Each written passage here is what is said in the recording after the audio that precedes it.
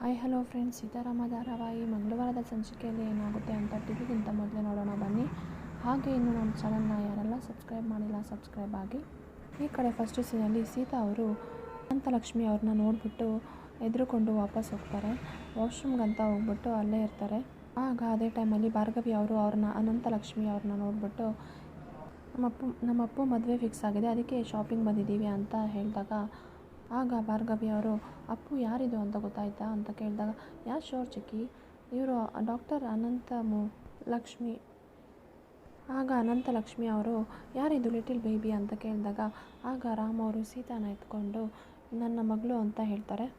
ಆಗ ಭಾರ್ಗವಿ ಅವರು ನನ್ನ ಸೊಸೆ ಮಗಳು ಇವಳು, ಇಬ್ಬರೂ ಮನೆ ತುಂಬಿಸ್ಕೊತಾ ಇದ್ದೀವಿ. ಅನಂತಲಕ್ಷ್ಮಿ ಅವರು what a broad minded family ಅಂತ ಹೇಳ್ಬಿಟ್ಟು ಕಂಗ್ರ್ಯಾಚುಲೇಷನ್ ರಾಮ್ ಅಂತ ಹೇಳ್ತಾರೆ.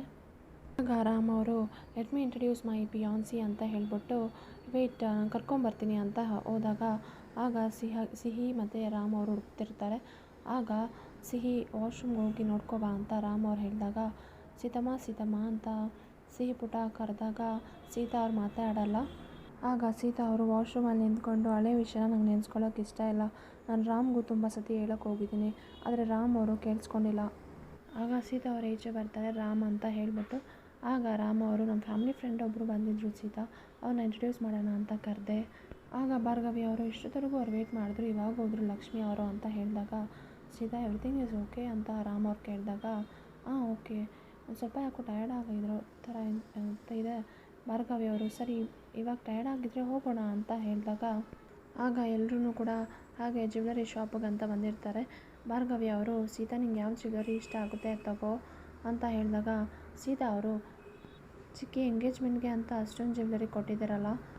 ಆಗ ಎಲ್ಲರೂ ಸೀತಾಗೆ ಜ್ಯುವೆಲರಿ ಸೆಲೆಕ್ಟ್ ಮಾಡಬೇಕಾದ್ರೆ ಸೀತಾ ಅವರು ಮನಸ್ಸಲ್ಲಿ ಅಂದ್ಕೊತಿರ್ತಾರೆ, ನನ್ನ ಪಾಸ್ ಬಗ್ಗೆ ಹೇಳೋದಕ್ಕೆ ನಾನು ರೆಡಿ ಇದ್ದೀನಿ, ಆದರೆ ರಾಮ್ ಅವರು ಕೇಳೋದಕ್ಕೆ ರೆಡಿನೇ ಇಲ್ಲ, ಮುಂದೆ ಒಂದಿನ ಗೊತ್ತಾಗೋಕ್ಕಿಂತ ಮುಂಚೆನೇ ನಾನೇ ಹೇಳ್ಬಿಡ್ಬೇಕು ಅಂತ ಮನಸ್ಸಲ್ಲಿ ಅಂದ್ಕೊತಾ ಇರ್ತಾರೆ.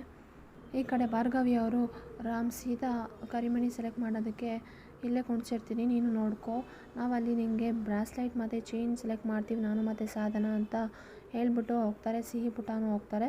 ಆಗ ರಾಮ ಅವರು ಕರಿಮಣಿ ಮಾಂಗಲ್ಯ ಚೈನ್ ಒಂದು ಇಟ್ಕೊಂಡು ತೋರಿಸ್ತಾರೆ, ಇದು ಚೆನ್ನಾಗಿದೆಯಾ ಅಂತ.